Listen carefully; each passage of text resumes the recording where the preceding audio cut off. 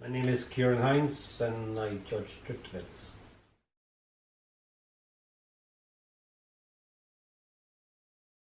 Judging now for 15 years and I'm head judge for the BDC since 2013.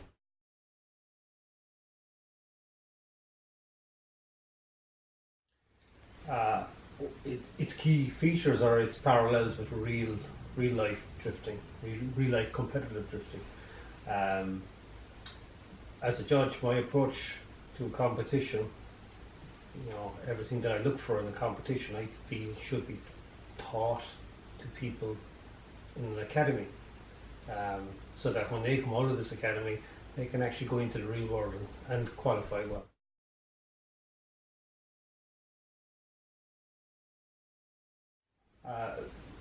There's many principles involved in the scoring process of a competitive event.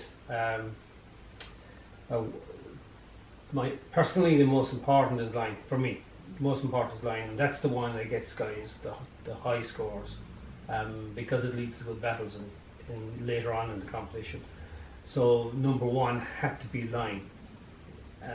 It was so important to teach any students coming to the academy line, because line teaches precision. Precision means you can place a car anywhere you're asked to place it, and you can constantly do that. If you can learn those principles in an academy, well, then you're going to come out and you will be successful.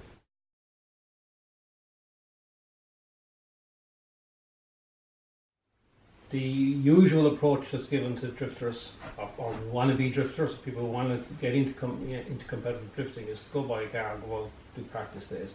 My advice is actually go to experts. Go to the expert who can explain to you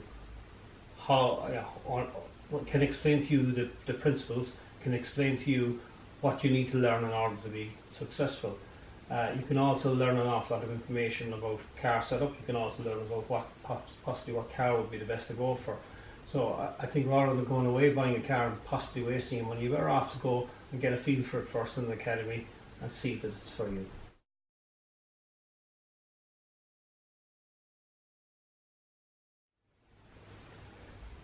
Again, I would say the most cost-effective way of getting into drifting is, again, go to an academy, learn the principles. You know you've so many levels to do. You know what it's going to cost you.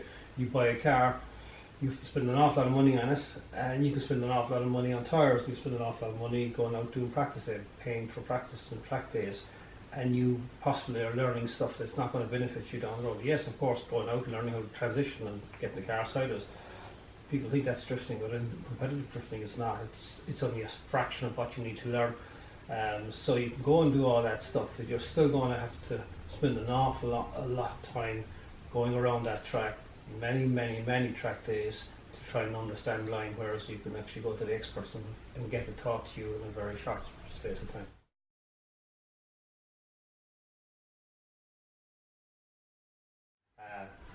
Drifting is getting together with your friends, maybe going out in a car, maybe sharing cars, whatever, going out, just having a practice day, having a bit of fun, and there's nothing wrong with that.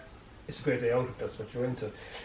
If you're a bit more competitive, and a lot of people are competitive and they want to go and win events and win, and show how good they are, they have to take the competitive route. Now, the competitive route can never be like the fun side, because it has to be measured.